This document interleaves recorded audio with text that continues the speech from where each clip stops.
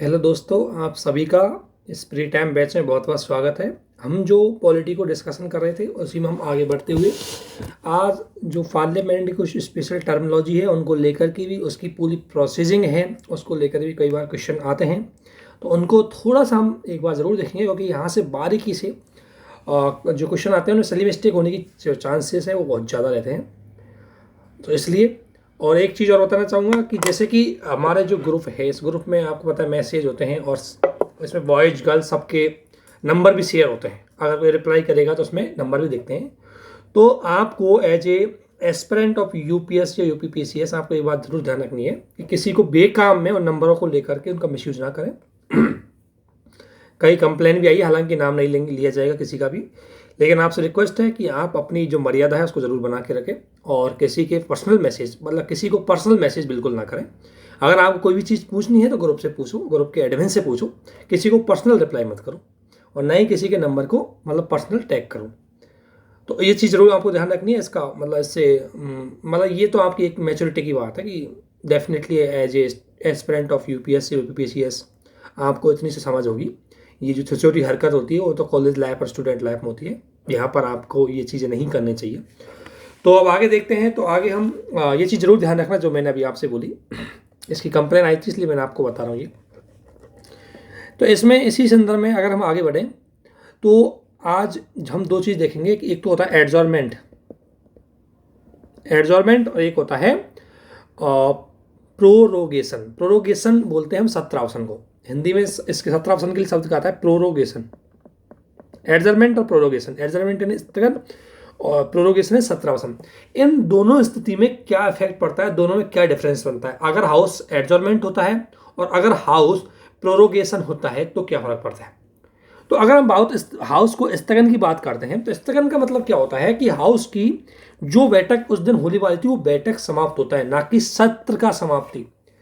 स्थगन में सेशन की एंडिंग नहीं होती, केवल और केवल बैठक है उसकी एंड होती है। जो बैठक चलती है उस दिन की वो समाप्त होती है, जबकि सत्रावसन में वो बैठक ही नहीं बल्कि सेशन ही समाप्त हो जाता है। ध्यान रखना, तो सत्रावसन का मतलब सेशन की समाप्ति और स्थगन का मतलब है सत्र की समाप्ति, सॉरी बैठक की समाप्ति।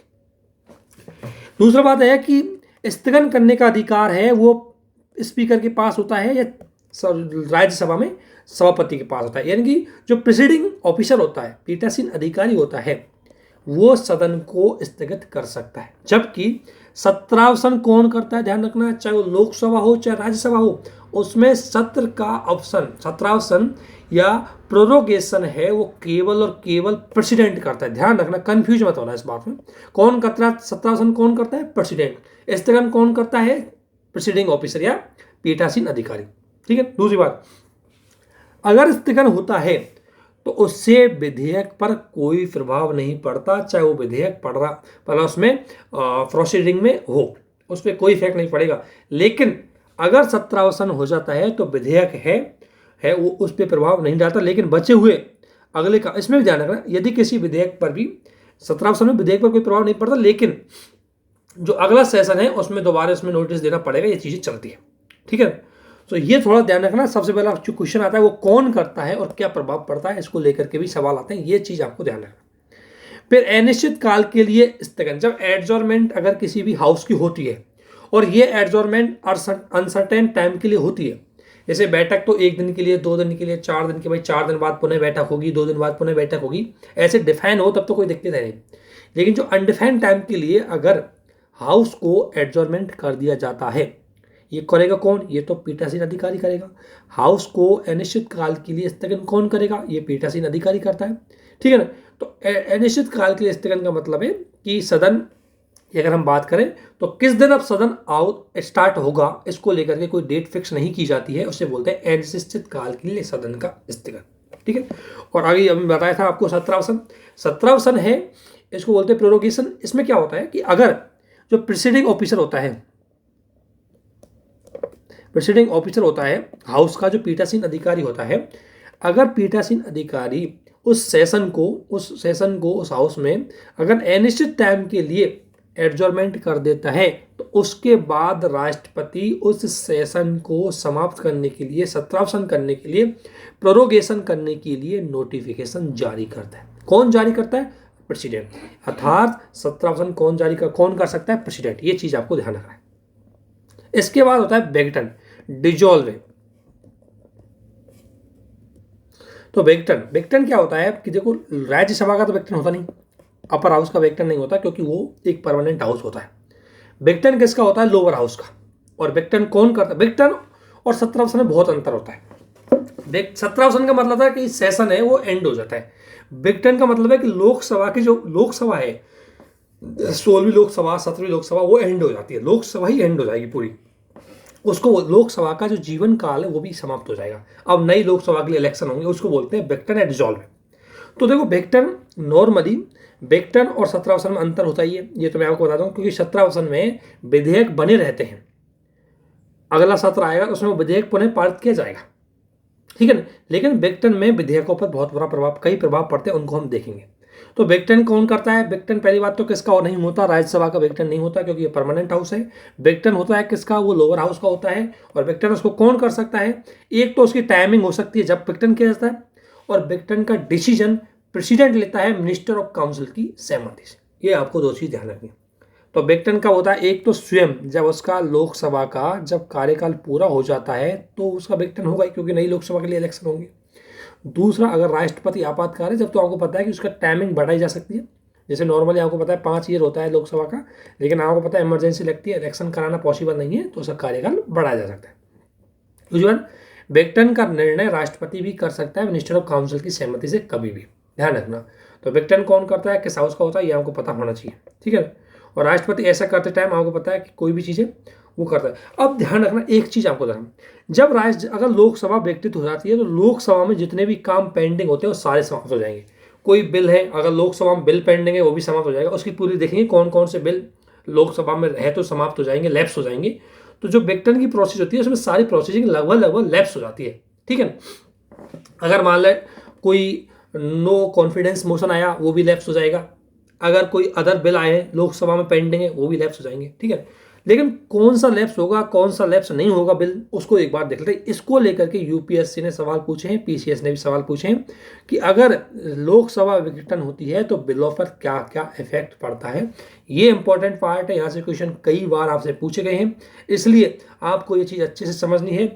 ये टर्मिनोलॉजी जरूर समझनी है कि प्रोरोगेशन क्या है, 17 क्या है, बेक्टन क्या है, स्थगन क्या है, स्थगन में क्या होता है, 17 में क्या होता है, बेक्टन क्या है, बेक्टन में क्या होता है, और कौन वेक्टन कर सकता है, किसका वेक्टन हो सकता है। ये चीज आपको अच्छे से समझनी है, इन्हीं को लेकर के क्वेश्चन आते हैं। तो अब आपको मैंने बता दिया वेक्टन किसका होता है, लोकसभा का होता है। कौन करता है, राष्ट्रपति करता है। उसके बाद इफेक्ट क्या पड़ते हैं, विशेषकर बिल्स पर। तो जो बिल होते हैं वो उन पे इफेक्ट क्या पड़ते हैं उसको देखते हैं। तो अगर कोई बिल, ध्यान रखना एक एक चीज को समझना, अगर कोई बिल जो लोकसभा में है, अगर कोई बिल जो लोकसभा में है और लोकसभा में है फिर या राज्यसभा में हस्तांतरित किए गए, ध्यान रखना अगर कोई बिल, ध्यान रखना जिन जिन बिलों से लोकसभा गुजरेगी वो सारे बिल लैप्स हो जाएंगे। ये एक तो कॉमन ध्यान रखना। तो अगर कोई मान लें एक सिचुएशन दिया कि मान लें अगर कोई बिल लोकसभा में है, चाहे वो राज्यसभा से पारित हुआ है या नहीं भी हुआ है, वो बिल लैप्स हो जाएगा, ध्यान रखना एक तो। दूसरी बात, लैप्स होने मतलब वो बिल समाप्त हो जाएगा। दूसरी बात, लोकसभा में पारित है किंतु राज्यसभा, अब अगर कोई बिल लोकसभा में पारित हो चुका है और राज्यसभा में विचाराधीन है तो भी वो लैप्स हो जाएगा, क्योंकि वो लोकसभा से निकल चुका है। यानी कि ध्यान रखना, नॉर्मल एक लैंग्वेज ध्यान रखना, इतने कंफ्यूज मत होना। जो बिल लोकसभा से निकला है, लोकसभा में है और राष्ट्रपति तक नहीं पहुंचा, उससे पहले वो बिल लैप्स हो जाएगा। चाहे वो केवल लोकसभा में ही है, चाहे वो राज्यसभा में पहुंच गया हो, तो भी वो लैप्स समाप्त हो जाएगा। तो ध्यान रखना, या तो कोई बिल लोकसभा में विचाराधीन है तो लैप्स हो जाएगा, या कोई बिल लोकसभा में पास हो चुका है लेकिन राज्यसभा में अभी उसकी प्रोसेसिंग चल रही है तो भी लैप्स हो जाएगा।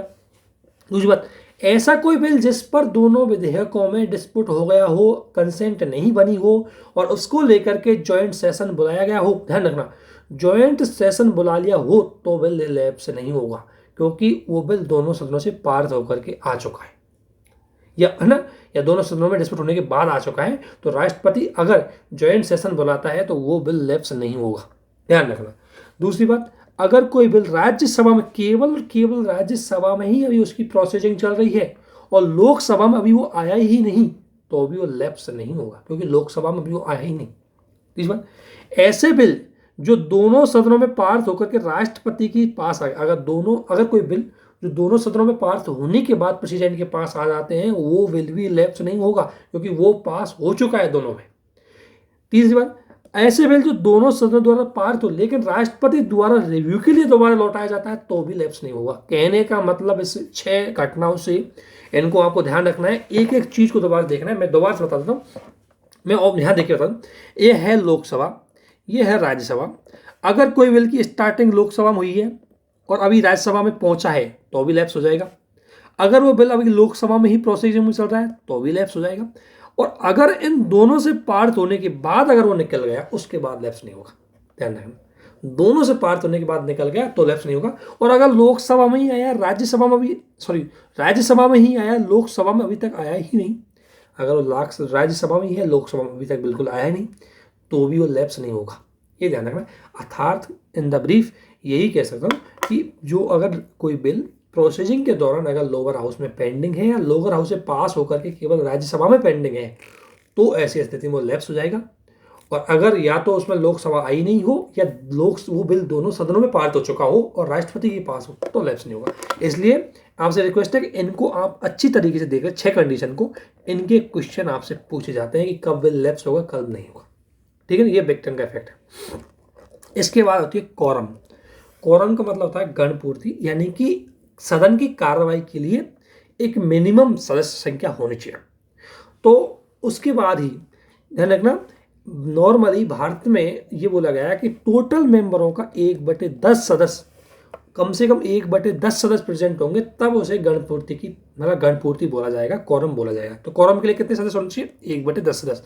और ध्यान रखना, इन 1/10 सदस्यों में जो प्रेसिडिंग ऑफिसर होता है वो भी शामिल होता है। जैसे लोकसभा में लोकसभा अध्यक्ष भी शामिल होगा इसमें, और राज्यसभा में राज्यसभा अध्यक्ष भी। अर्थात लोकसभा में बैठक होने के लिए आपको 55 मिनिमम सदस्य चाहिए, और राज्यसभा में बैठक होने के लिए आपको 25 मिनिमम सदस्य चाहिए, तभी बैठक हो सकती है, अदरवाइज बैठक नहीं हो सकती। इसे बोलते हैं कोरम। यदि ध्यान रखना, यदि सदन के संचालन के समय कोरम पूरा नहीं होता तो अध्यक्ष सभापति के दायित्व सदन को स्थगित कर सकते। ध्यान रखना, गणपूर्ति संपन्न नहीं होने पर, गणपूर्ति पूरी नहीं होने पर, कोरम पूरी नहीं होने पर सेशन चलना है नहीं चलना है, इसका डिसीजन भी प्रिसाइडिंग ऑफिसर लेता है, पीठासीन अधिकारी लेता है। कंफ्यूज मत होना बिल्कुल।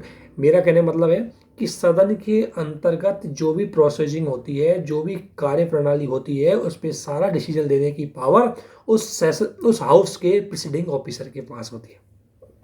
ठीक है ना। इसके बाद होता है सदन में वोटिंग। आपको पता है वोटिंग, आपको पता है कि वोटिंग की अगर हम बात करें तो सभी मामलों पर इस दोनों सदनों की जॉइंट बैठक पर जो बहुमत है उसका निर्णय लिए जाते हैं। और बहुमत आपको पता है कि प्रेसिडिंग ऑफिसर, या हम बात कर सकते हैं पीठासीन अधिकारी, प्रारंभिक रूप से वोट नहीं कर सकता। वो केवल और केवल वोटिंग कब करेगा? वो वोटिंग तभी करेगा जब बराबर की वोटिंग हो जाएगी। तो नॉर्मली वोटिंग नहीं करता। ध्यान रखना, पीठासीन अधिकारी पहले प्रयास में बिल्कुल वोटिंग नहीं करता, लेकिन जब बराबर की वोटिंग हो जाती है तब पीठासीन अधिकारी वोट करता है। ध्यान रखना, प्रेसिडिंग ऑफिसर वोट करता है।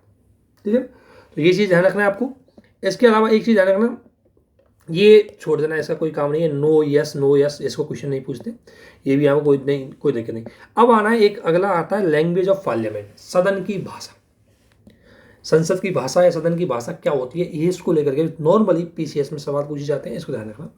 देखो संविधान में क्या लिखा हुआ है, संविधान में लिखा हुआ है कि पार्लियामेंट की जो प्रोसीडिंग है, जो भी पार्लियामेंट की प्रोसीडिंग चल रही है, कार्रवाई चल रही है, उसमें आप हिंदी में और इंग्लिश में, दोनों भाषाओं में आप क्या कर सकते हो, सेशन को संबोधित कर सकते हो, आप दोनों भाषा बोल सकते हो।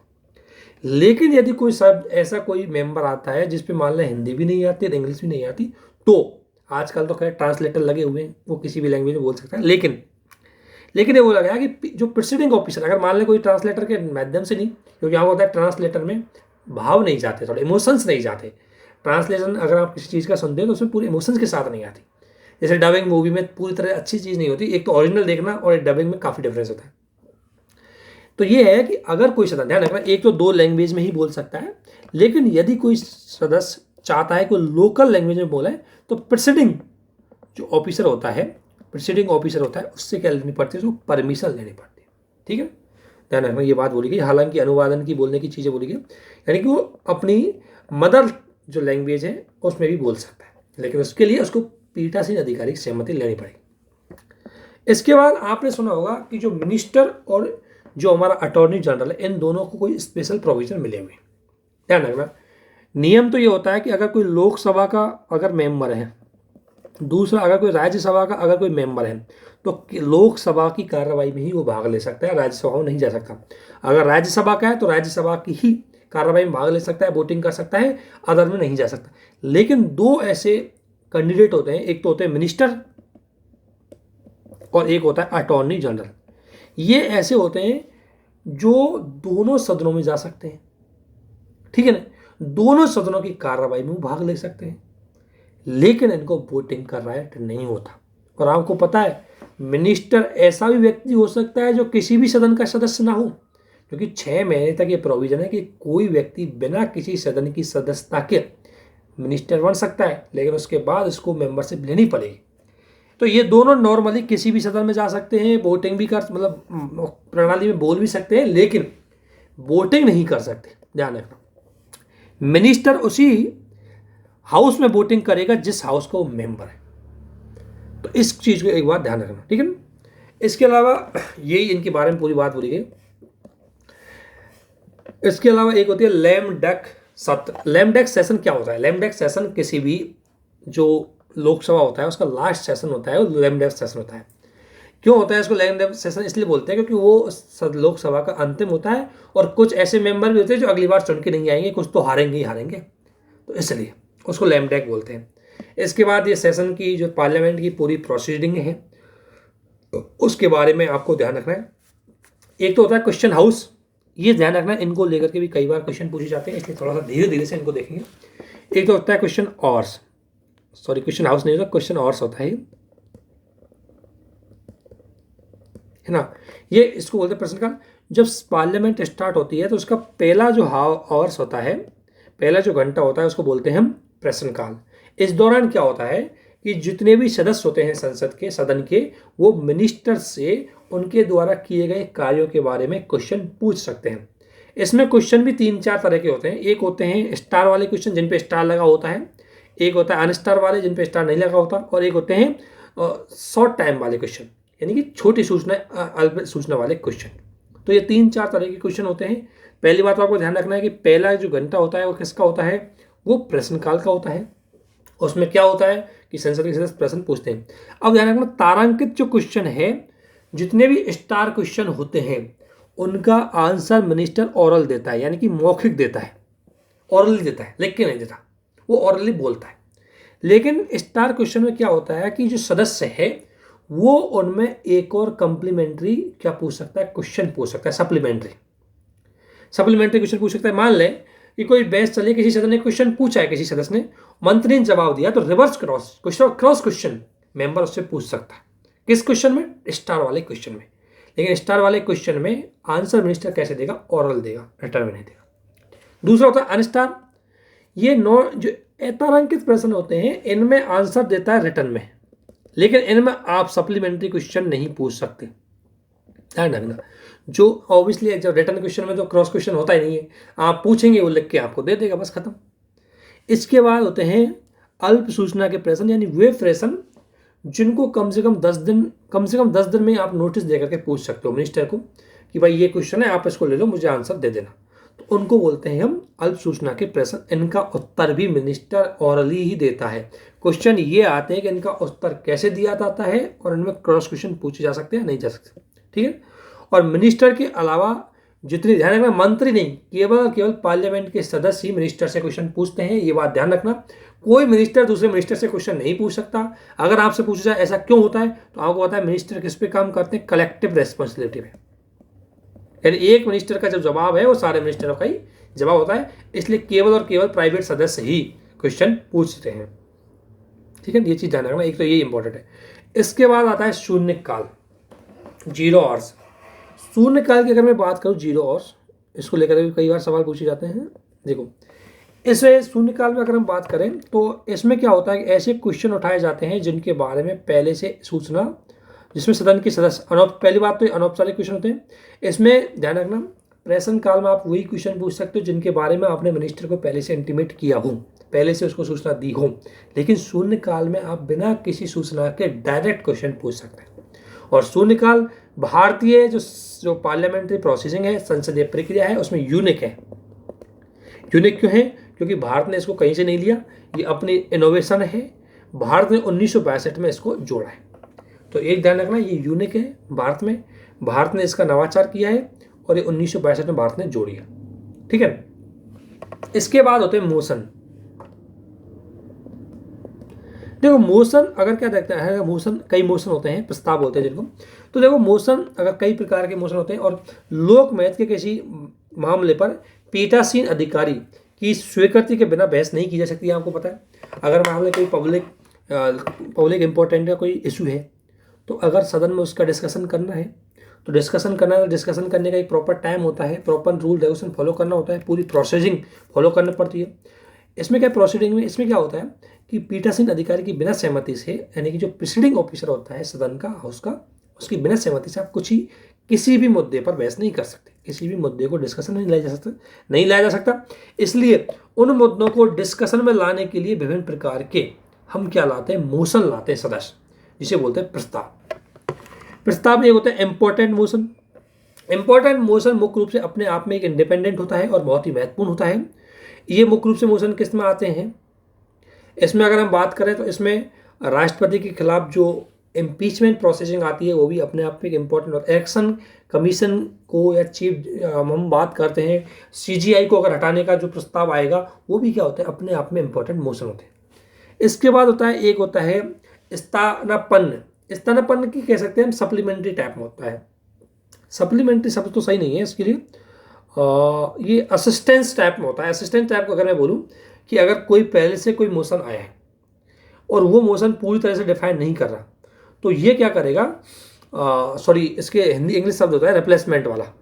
इसमें क्या होगा कि पहले कोई मोशन है वो पूरी तरह से चीज़ों को जस्टिफाई नहीं करता, तो उसको हटा करके दूसरा मोशन लाया जाएगा, उसे बोलते हैं स्थानापन्न या रिप्लेसमेंट मोशन। एक होता है सप्लीमेंट्री मोशन, यानी पूरक मोशन। ये ऐसा होता है कि जिसमें खुद का कोई अस्तित्व नहीं है अकेले का, ये इंडिपेंडेंट, लेकिन पहले कोई मोशन आया उसको अच्छी तरीके से डिफाइन करता है, उस मोशन को बोलते हैं पूरक प्रस्ताव। यही ध्यान रखना है, इससे ज़्यादा नहीं ध्यान रखना बस। ठीक है। इसके अलावा एक होता है, आपको बताया, निंदा प्रस्ताव और एक होता है अविश्वास प्रस्ताव। ठीक है ना। ये होता है क्रिटिसाइज मोशन होगा और इसका होता है नो कॉन्फिडेंस मोशन। ठीक है। तो अगर हम निंदा प्रस्ताव की बात करें तो निंदा प्रस्ताव को ध्यान रखना, अगर लोकसभा में स्वीकार करना है तो उसका कारण बताया जाना अनिवार्य है कि उसको स्वीकार क्यों कर रहे हैं, ध्यान रखना। जबकि अविश्वास प्रस्ताव में अगर स्वीकार किया जा रहा है तो उसका कोई भी रीजन सदस्यों को नहीं बताना पड़ता है, ये ध्यान रखना। दूसरी बात, निंदा प्रस्ताव किसी एक मिनिस्टर के या ग्रुप ऑफ मिनिस्टर के विरुद्ध आया जा सकता है, जबकि नो कॉन्फिडेंस मोशन केवल और केवल मिनिस्टर ऑफ काउंसिल के टोटल सदस्यों के विरुद्ध आएगा, ना कि किसी एक मंत्री के विरुद्ध। एक अंतर जरूर ध्यान रखना। दूसरी बात, नेक्स्ट, मंत्री पर ये जो क्रिटिसाइज जो मोशन आता है या निंदा जो प्रस्ताव आता है, ये नॉर्मली किसी मंत्री की नीति या मंत्री परिषद की पॉलिसी के विरुद्ध आता है, जबकि ये जो नो कॉन्फिडेंस मोशन है ये किसी मंत्री परिषद का लोअर हाउस में, आपको पता है मंत्री परिषद का लोअर हाउस में कॉन्फिडेंस होना बहुत ज़रूरी है, विश्वास होना ज़रूरी है। उस विश्वास को वेरीफाई करने के लिए ही नो कॉन्फिडेंस मोशन लाया जाता है। ध्यान रखना, किसके लिए? उस मिनिस्टर ऑफ काउंसिल का लोअर हाउस में कॉन्फिडेंस है, विश्वास है या नहीं है। ठीक है। अगर मान लें निंदा प्रस्ताव पारित हो जाए तो मंत्रिपरिषद को त्यागपत्र नहीं देना पड़ेगा, यानी मंत्रिपरिषद डिसॉल्व नहीं होगी। लेकिन अगर नो कॉन्फिडेंस मोशन पारित हो गया तो मंत्रिपरिषद को त्यागपत्र देना पड़ेगा, मंत्रिपरिषद भंग हो जाएगी, डिसॉल्व हो जाएगी। अर्थात मैं अगर ब्रीफली इन दोनों में अंतर बता दूं तो नो मोशन कॉन्फिडेंस के बारे में आप एक चीज जान लेना, नो कॉन्फिडेंस मोशन बोलते हैं इसको, नो कॉन्फिडेंस मोशन। इसमें क्या होता है कि इसको लाता है विपक्ष, अपोजिशन पार्टी जो लाती है नो कॉन्फिडेंस मोशन, और जो गवर्नमेंट होती है वो लाती है कॉन्फिडेंस मोशन। ठीक है, जो कोई भी सरकार बनाना चाहता है वो विश्वास मत प्रस्ताव लेके आता है, भाई मैं सरकार बनाना चाहता हूँ, मेरा बहुमत है। तो अगर मान लें कॉन्फिडेंस मोशन पास हो गया तो इसका मतलब गवर्नमेंट बन गई, और अगर कॉन्फिडेंस मोशन पास नहीं हुआ तो गवर्नमेंट गिर गई। इसी ठीक प्रकार अगर नो कॉन्फिडेंस मोशन पास हो गया तो गवर्नमेंट गिर गई, और नो कॉन्फिडेंस मोशन पास नहीं हुआ तो गवर्नमेंट बनी रही। ठीक है, ये चीज ध्यान रखना। तो इनको आपको एक बार ध्यान रखना है। इसके बाद एक कटौती जो प्रस्ताव है, कट मोशन है, ये हमको मैंने बता दिया, इनको एक बार ध्यान रखना। इसके पास होता है, एक होता है विशेष अधिकार प्रस्ताव। ये कब होता है, अगर ध्यान रखना, आपको पता है कि संसद के दोनों, संसद को और विधानसभा के सदस्यों को, आपको पता है विशेष अधिकार प्रिविलेज प्राप्त होते हैं, विशेष अधिकार प्राप्त होते हैं। तो विशेष अधिकारों का अगर उल्लंघन होता है तो उससे रिलेटेड जो मोशन आता है उसको बोलते हैं विशेष अधिकार प्रस्ताव। या किसी मंत्री द्वारा, अगर ध्यान रखना, कोई मंत्री अगर मान लें संसदीय विशेष अधिकार का उल्लंघन कर देता है, या कोई सदस्य, संसद का भी कोई सदस्य अगर विशेष अधिकार का उल्लंघन कर देता है तो उसके विरुद्ध विशेष अधिकार प्रस्ताव लाया जाता है। ये प्रस्ताव है और उसके विशेष अधिकार का उल्लंघन करने के लिए लाया जाता है, इतना ध्यान रखना। इसके बाद आता है ध्यान आकर्षण प्रस्ताव। ध्यान आकर्षण यानी ध्यान आकर्षण प्रस्ताव मतलब ध्यान को अट्रैक्ट करने के लिए, सदन का ध्यान को किसी स्पेशल चीज पे फोकस करने के लिए एक मोशन लाया जाता है। और ये ध्यान आकर्षण प्रस्ताव सदन का कोई भी सदस्य ला सकता है, यानी कोई भी मेंबर इसको ला सकता है, कोई भी मेंबर ला सकता है। लेकिन इसमें एडवांस परमिशन लेनी पड़ेगी किसकी, प्रिसीडिंग ऑफिसर की। ध्यान आकर्षण प्रस्ताव किसी भी हाउस में आ सकता है, कोई भी सदस्य ला सकता है, प्रेसिडिंग ऑफिसर है उसकी प्रायर परमिशन लेनी पड़ेगी। इस कब आता है, किसी मिनिस्टर का किसी इंपॉर्टेंट सब्जेक्ट पर ध्यान को अट्रैक्ट करने के लिए, ध्यान को आकर्षित करने के लिए ध्यान आकर्षण मोशन लाया जाता है। ठीक है, और ध्यान रखना, ध्यान आकर्षण जो मोशन है ये भी भारत का एक इनोवेशन है।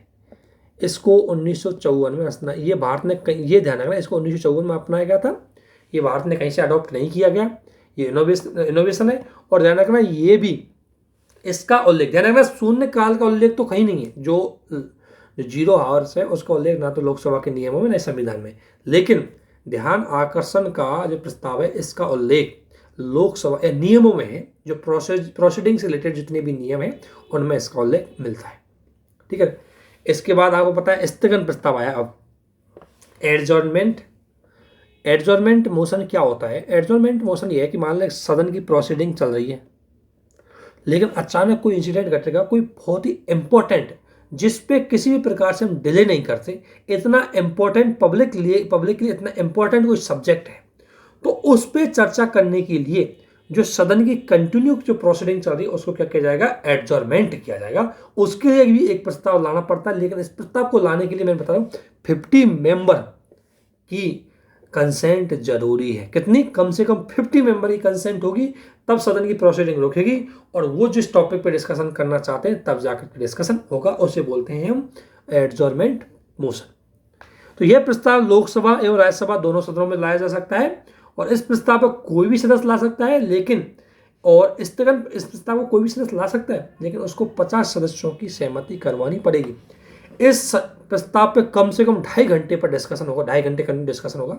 ठीक है ना, और किन स्थितियों में इसकी भी कुछ लिमिटेशन है। इसके अंतर्गत वो मुद्दे नहीं उठाए जा सकते जिन पे पहले डिस्कशन हो चुका हो। दूसरी बात, इसके अंतर्गत केवल और केवल एक इशू को ही उठाया जा सकता है, एक से अधिक इशू को नहीं उठाया जा सकता। दूसरी बात, इसके अंतर्गत नॉर्मल सब्जेक्ट को नहीं उठाया जा सकता, जो सब्जेक्ट पब्लिक के इशू है और बहुत ही ज़्यादा इंपॉर्टेंट है और बहुत ही ज़्यादा इमरजेंसी है, उन्हीं को ही इसमें इशू बनाया जा सकता है। ठीक है, दूसरी बात, इसके माध्यम से आप कोई विशेष अधिकार के प्रश्न को नहीं उठा सकते। ठीक है, मान लो कोई विशेष अधिकार का उल्लंघन हुआ है, उसको लेकर के कोई डिस्कशन करना है तो वो ऐसा नहीं हो पाएगा इसमें।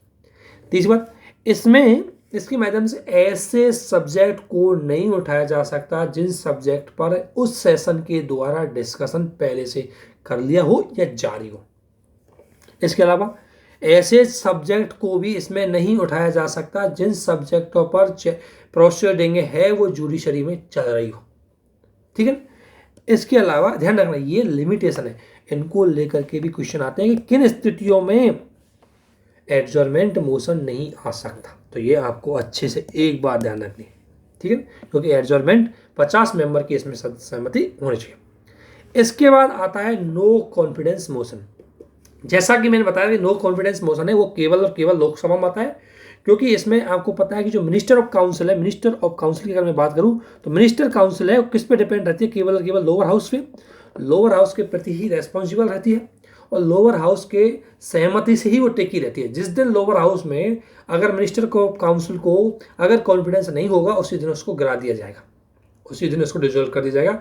इसलिए अविश्वास प्रस्ताव या नो कॉन्फिडेंस मोशन केवल और केवल लोअर हाउस में आता है और इसमें किसी भी इस मोशन को लाने के लिए कम से कम 50 सदस्यों की, कम से कम 50% जो मेंबर है 50 मेंबर है उनकी सहमति अनिवार्य होती है, ठीक है ना। इसके अलावा अगर हम बात करें तो निंदा मोशन की मैंने पूरी बताई दी आपको पता है। इसके बाद आता है मोशन ऑफ थैंक, धन्यवाद प्रस्ताव। देखो आपको पता है कि मोशन ऑफ थैंक में क्या होता है कि राष्ट्रपति खुद इसमें आपको पता है कि सदन को एड्रेस करता है, सदन को संबोधित करता है। ये कब आता है, इसमें क्या होता है कि कोई सदन का या तो कोई नई लोकसभा चुन के आई हो या कोई न्यू ईयर का सेशन स्टार्ट हो। आपको पता है हमारा न्यू ईयर का सेशन कौन सा स्टार्ट होता है, बजट का। बजट हमारी साल का पहला सेशन होता है, ठीक है। तो जो बजट सेशन होता है उसमें ही क्या करता है, वित्तीय वर्ष होता है, वित्तीय वर्ष हमारी उसमें पहला सेशन बजट सेशन होता है। उसमें ही राष्ट्रपति संसद के दोनों सदनों को संबोधित करता है और वो सरकार की उपलब्धियों को चर्चा करता है और उसके लेकर के सदन में एक मोशन ऑफ थैंक आता है और मोशन ऑफ थैंक पर डिस्कशन होता है। अभी आपने रिसेंटली देखा होगा, अभी डिस्कशन सदन में चला था मोशन ऑफ थैंक पर। इसमें अगर ध्यान रखना, मोशन ऑफ थैंक यदि सरकार पारित नहीं करवा पाई तो सरकार गिरी हुई मानी जाएगी, ठीक है। ये चीज इसमें एक इंपॉर्टेंट है बस। इसके बाद इसमें तो अनियत दिवस यानी कि चर्चा का कोई डे फिक्स नहीं हो तो अध्यक्ष से डिस्कशन करके उस चर्चा का दिन फिक्स किया जा सकता है। एक इसमें ये ज़्यादा इंपॉर्टेंट नहीं है। इसके बाद अगर हम बात करें, इसके बाद आते हैं रेजोल्यूशन। तो रेजोल्यूशन भी एक तरह से हर रेजोल्यूशन शुरू में एक प्रस्ताव है और रेजोल्यूशन ही होता है, तो कोई इसमें भी ज़्यादा सवाल यहाँ से क्वेश्चन नहीं पूछे जाते। अब आपको ध्यान रखना, ये मैंने आपको बता दिया कि गवर्नमेंट बिल क्या होता है या सरकारी बिल क्या होता है, पब्लिक बिल क्या होता है, नॉन मतलब प्राइवेट बिल क्या होता है। इन दोनों के बारे में आपको पूरी डिटेल बता दी, एक बार फिर बताता हूँ। जो पब्लिक बिल है या हम बता सकते हैं सरकारी बिल है, वो मंत्री परिषद के सदस्यों के द्वारा लाया जा सकता है। और ये प्राइवेट बिल किसे बोलते हैं, जो गैर मंत्री परिषद के सदस्य यानी संसद के वे सदस्य जो मंत्री नहीं है वो अगर लाते हैं तो उसको बोलते हैं गैर सरकारी बिल। ये समानांतर जो बिल आता है सरकारी बिल, इसमें सरकार की नीतियों को ही लेकर के आता है। और जो गैर सरकारी बिल आता है इसमें समानांतर पब्लिक इशू, जिसमें विपक्ष अपोजिशन पार्टी चाहती है कि यार इस पर डिस्कशन होना चाहिए, ये बिल इंपॉर्टेंट है, वो गैर सरकारी बिल होने चाहिए, वो गैर सरकारी बिल होते हैं। ध्यान रखना, संसद ऑब्वियसली सरकारी विधेयक को पास करने में कोई दिक्कत नहीं आती क्योंकि मिनिस्टर ऑफ काउंसिल को लोकसभा में बहुमत प्राप्त होता है, लेकिन दिक्कत आती है प्राइवेट बिल को क्योंकि उसमें अपोजिशन पार्टी को बहुमत नहीं होता। दूसरी बात, सरकारी बिल के लिए अगर सदन में पेश करना है तो केवल 7 दिन का नोटिस देना पड़ता है, जबकि अगर गैर सरकारी बिल को अगर किसी सेशन किसी हाउस में प्रेजेंट करना है तो उसके लिए 1 महीना पहले प्रायर नोटिस देना पड़ता है किसको, प्रेसिडिंग ऑफिसर को। और इसमें क्या है कि ये तो आपको पता है जो सरकारी विधेयक होता है, ये अगर मान लें मिनिस्ट्री एजुकेशन मिनिस्ट्री का कोई बिल है तो एजुकेशन मिनिस्ट्री पूरा डिस्कशन करेगी उसमें, फिर वो विधि मंत्रालय के पास जाएगा, वो भी डिस्कशन करेगा, अर्थात उसमें पूरे डिपार्टमेंट की जिम्मेदारी होती है। लेकिन प्राइवेट बिल अगर मान लें उसको सुप्रीम कोर्ट ने भी अगर उसमें रिव्यू किया तो उसमें जिम्मेदारी वो लाने वाले सदस्य की ही होती है, उस सदस्य ही पूरी तरह उसमें जिम्मेदार होता है, ठीक है ना। तो इस तरीके का होता है प्राइवेट बिल। एक चीज़ और बता देता हूँ यहाँ, ध्यान रखना, प्राइवेट बिल से संविधान संशोधन भी किया जा सकता है, कॉन्स्टिट्यूशनल अमेंडमेंट भी हो सकता है। और अगर आपको याद हो तो अगर मैं याद रहा 61वां कॉन्स्टिट्यूशनल अमेंडमेंट, जिसमें आपकी एज है वोटिंग की एज वो 21 से लेकर के 18 की गई थी, वो स्वयं में भी एक प्राइवेट बिल था, ठीक है। अर्थात संविधान संशोधन है वो प्राइवेट बिल से हो सकते हैं, ऐसा हुआ भी है, ठीक है ना। इसके बाद आपको ये साधारण बिल और अगर धन विधेयक की मैं बात करूं तो आपको पता है साधारण, ये सवाल यहाँ से क्वेश्चन आते जाते हैं। साधारण विधेयक है वो सदन के किसी भी हाउस में प्रस्तुत किया जा सकता है, वो लोकसभा में प्रेजेंट किया जा सकता है और राज्यसभा में प्रेजेंटेशन किया जा सकता है। उसको मंत्री भी ला सकता है, उसको प्राइवेट व्यक्ति भी ला सकता है। उसमें बिना किसी राष्ट्रपति की प्रायर सहमति से उसको लाया जा सकता है। लोकसभा साधारण बिल को एक्सेप्ट भी कर सकती है, रिजेक्ट भी कर सकती है, कुछ भी कर सकती है, पूरी पावर होती है। और लोकसभा की पावर राज्यसभा के बराबर होती है। सॉरी लोकसभा की पावर तो होती है, राज्यसभा के पास भी वो उसको रिजेक्ट भी कर सकती है, वो उसको स्वीकार कर सकती है, वो उसमें अमेंडमेंट भी कर सकती है। और इसमें ध्यान रखना दोनों की पावर बराबर होती है। दूसरी बात, एक चीज़ और ध्यान रखना, ये 6 माह तक अधिकतम रखने का मतलब है कि राज्यसभा ही नहीं, कोई भी हाउस, इसमें राज्यसभा लिखा हुआ है ध्यान रखना, कोई भी हाउस अगर मान लें राज्यसभा ने पहले कोई बिल पारित किया है और वो लोकसभा में गया, तो लोकसभा भी उसको 6 महीने तक ही रह सकती है।